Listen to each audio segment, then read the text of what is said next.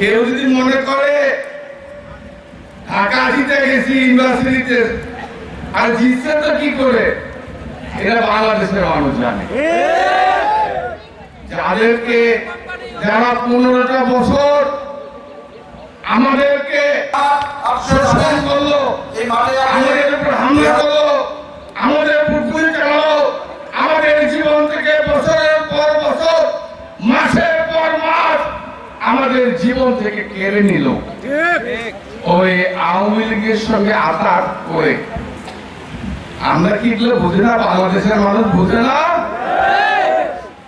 আপনারা আওয়ামী লীগ আর জামাতে ইসলাম এখন একাকার হয়ে গেছে।